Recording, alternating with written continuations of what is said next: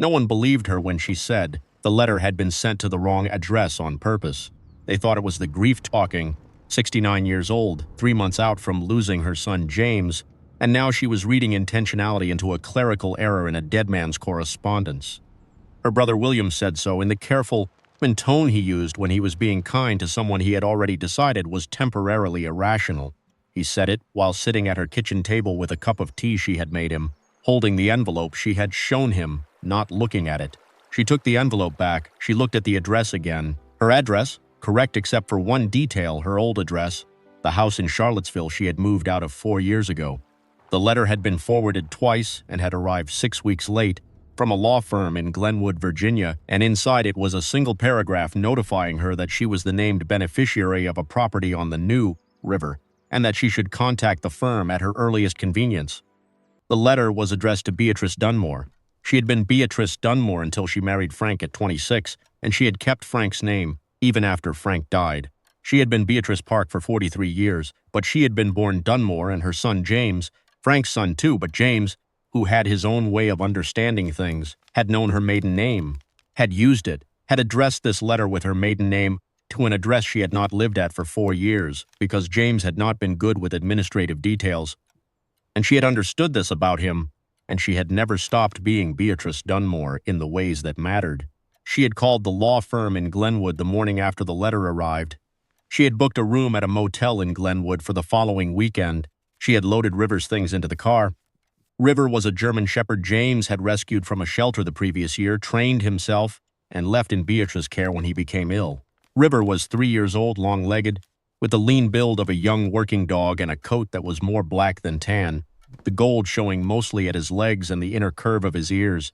He moved with the fluid economy of a dog who had been taught to be precise, and he had a habit of looking very still while being entirely awake, a quality Beatrice had noticed early and found after James's death comforting. William had taken the position that the letter was a mistake.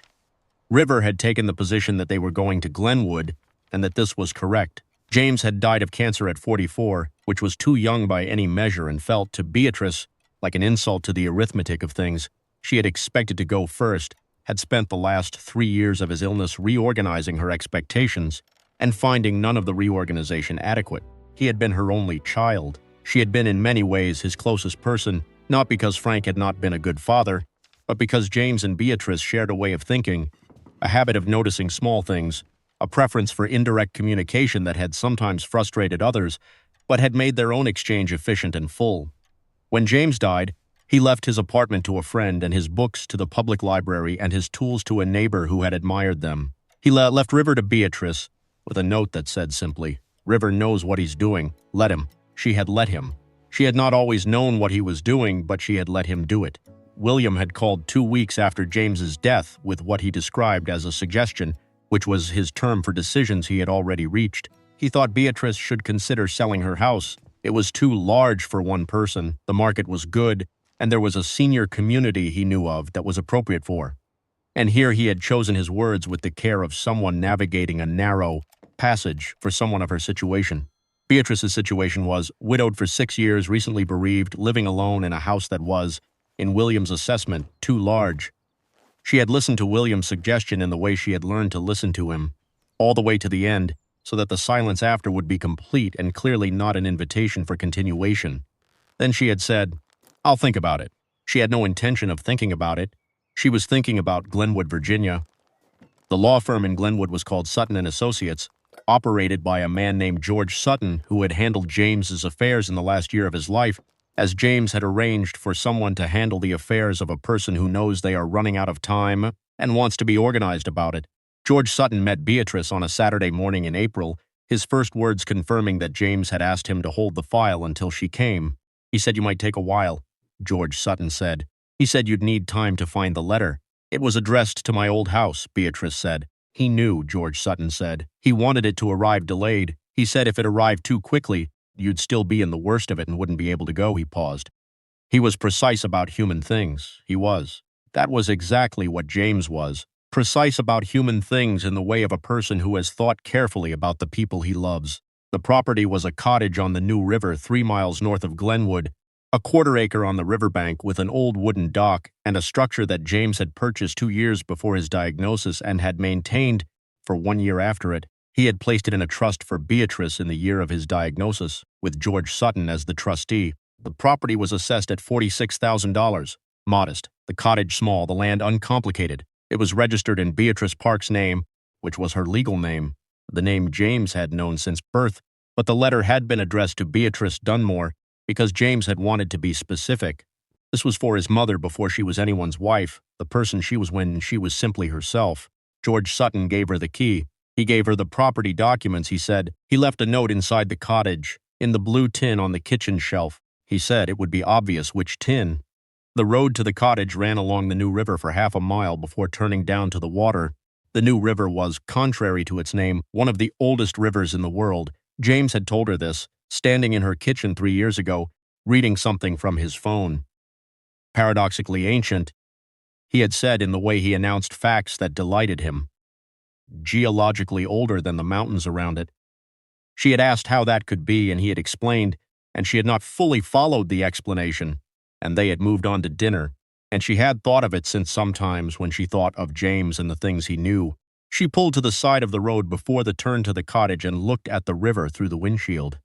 It was wide here, shallow in the shallows and dark where it deepened, running clear over pale limestone and dark basalt. The spring trees on the far bank were in their early green, that green that lasts 2 weeks and is gone, replaced by the deeper green of established summer. River made a sound from the back seat. She turned. He was upright, his nose at the window crack, his ears fully forward. He had been increasingly alert for the last 20 minutes of the drive, ever since they had come into the river valley, she thought, though she hadn't noted the exact moment. She drove the remaining half-mile and turned down to the cottage. The cottage was small and white, with a red tin roof, paint worn to pink at the edges, and a porch running the full length facing the river. The dock extended from the bank, newer boards at the outer end, older at the near end, the repair done as far as money had allowed. A hickory tree overhung the porch from the left side, its new leaves making a trembling shade over the boards. Before Beatrice had stepped fully out of the car, River was across the clearing and on the dock. He went straight there, no circle of the clearing, no check of the cottage perimeter, straight to the dock, and walked to the end and stood looking at the river. His ears were up, his tail low and still, his body in the intent forward posture of a dog tracking something. She stood by the car and watched him. He stood on the dock for 30 seconds, then turned and walked back to her, and then walked to the cottage door and sat. She unlocked the door. One room, kitchen and living combined, and a sleeping alcove. The floor was old pine, worn smooth. The walls were white plaster, clean. The kitchen was simple, a wood-burning cook stove, a small counter, 2 shelves above it. On the right shelf, 3 items.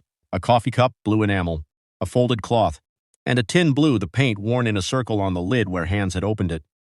Obviously, the blue tin. River went to the left shelf below the blue tin and put his nose there. He looked up at the tin, looked at her.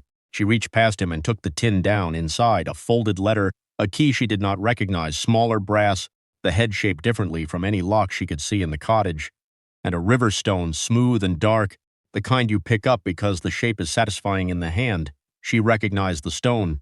She had found it on a creek walk with James when he was 9 years old and given it to him and said it was good luck. He had kept it. She had not known he had kept it. She had forgotten about it for 60 years. She sat down at the table with the stone in her hand and River pressed against her leg, and she opened the letter. "Mom, I need to tell you why I bought this cottage before I tell you what I want you to do with it. I bought it because you spent most of my childhood telling me, without knowing you were telling me, that you needed a place to think. You would go for walks alone, sometimes for hours, and come back different. Not repaired exactly, but leveled, like something had been evened out. I watched you do this my whole life, and I thought she needs water. She needs to be somewhere that moves. I bought this cottage when I knew I was sick, because I couldn't buy you time, and I couldn't fix the arithmetic, and I needed to give you something that wasn't about me. Everything else I had was about me, my apartment, my tools, my books. I needed to give you something that existed in your terms. The river is the New River, which is one of the oldest rivers on Earth, which you know because I told you that and I know you remembered it, even if you pretended to only half follow the explanation. I chose this river because old things endure. I chose this cottage because it faces the current and you can hear the water through the walls. I'm going to tell you something I've been trying to say for 3 years and have not found the right words for. You are the best person I have ever known. Not the easiest. You are not easy, and you know this about yourself, but the best. You are precise about people in the way that matters, which is that you see them clearly and love them anyway. You saw me clearly. You loved me anyway. That is the most important thing anyone ever did for me.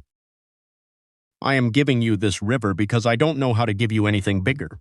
I wish I did. The key in the tin, it's for the box under the dock, in the river. I built a small waterproof box into the dock's support. You'll have to kneel at the edge and reach in. There's something in there I wanted you to find by the water. River will show you where. James. She had stopped reading at the best person I have ever known. She had held the letter in both hands and looked at it for a long time. River had moved while she was reading and was now sitting at her feet, his weight against her left ankle, steady and warm. She finished the letter. She put it down, she picked it up again and read the last part. The key, the box under the dock, River will show you where, and then she put it down again. She sat until she was ready. River did not rush her. He did not move. When she stood, he stood. The new river ran cold in April, and the air off the water was cold in the way of air that comes from a moving source. Beatrice went to the dock and walked to the point River indicated. Not the end, but midway, a specific plank he stopped at and looked through. She knelt on the dock boards. The river was 2 feet below. She could see the dock support, a timber piling, and where James had described, a small waterproof box fiberglass fitted into a recess in the piling below the waterline. She had to reach in with both arms to the shoulder. It was there. She pulled it out. River sat at the dock's edge and watched the water while she opened the box. Inside, wrapped in oilcloth, a small spiral notebook, the pocket-sized kind, and a photograph. The photograph was of the two of them, Beatrice and James, she perhaps 50, he in his mid-20s, standing on a riverbank she did not recognize. He was pointing at something in the water. She was looking at whatever he was pointing at. Neither of them was looking at the camera. Someone else had taken it, and she did not know who, or which river, or why they had been there, but it was the most completely like him she had ever seen in a photograph.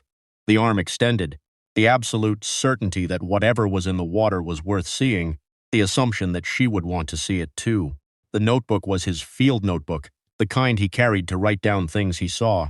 This one was from the year of his illness. She opened it. The entries were of the river. He had come here, she saw, many times in that year, sometimes weekly. He had written down what he observed, the water level, the birds, the temperature, the clarity. He had written it with the precision he gave to everything, the dated entries, the specific details, the occasional note that was not observation but something else. April 4, she would love this light.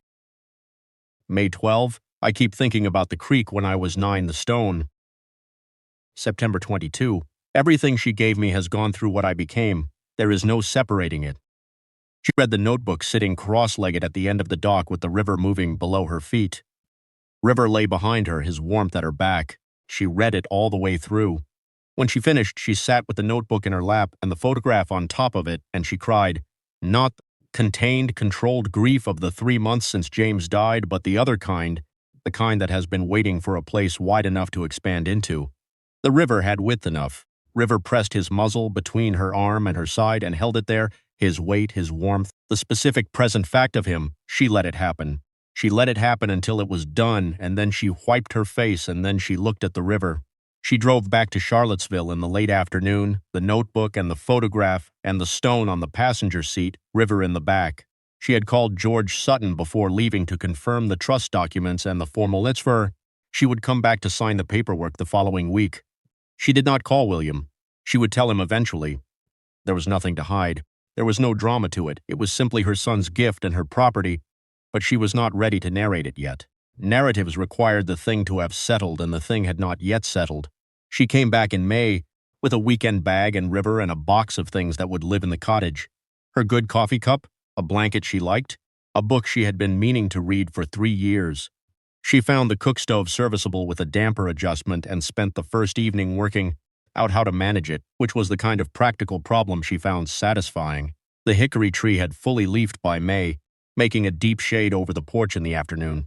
She sat in it after dinner with coffee and River at her feet, and she listened to the river, the continuous, patient sound of it, water moving over stone, indifferent to the hour, indifferent to the season, running the way old things run when they have simply never stopped. She went to the dock each morning. She sat at the end and looked at the river for as long as she felt like looking. Sometimes she read, sometimes not. River came to the end with her and looked at the water with the attentive patience of a dog who considers observation a form of work, which was what James had trained him to do, and which was what James had done. He had observed, he had noted, he had kept the record. April 4th, she would love this light. She did. She loved it completely, and she said so out loud on the dock on a Tuesday morning in May with River beside her and the new river moving below her feet. River's ears moved toward her when she spoke. He did not look away from the water. James had sent the letter to the wrong address on purpose, so it would arrive late, so she would be ready when it came. He had chosen the river specifically for reasons he had written in a field notebook. He had built a waterproof box into a dock support below the waterline and put the most important thing inside it, not the trust document, not the deed, but the notebook and the photograph. The evidence that he had come here many times, thinking of her. River had gone to the dock the first afternoon. He had stood at the end and looked at the river and then brought her to the cottage door, to the shelf, to the blue tin. He had shown her where the dock compartment was and then lay at her back while she cried, because that was what James had trained him for, not detection, not protection. He had trained River to stay with her through the things she needed to go through, to press his weight against her so she would not feel how alone she was. She was not alone. She was on a dock in the New River Valley, the oldest river valley in the world, with a dog who had been taught what she needed and a notebook that said, in her dead son's handwriting, that she was the best person he had ever known.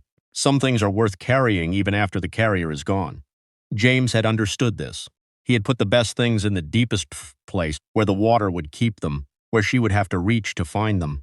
She had reached. River had shown her where.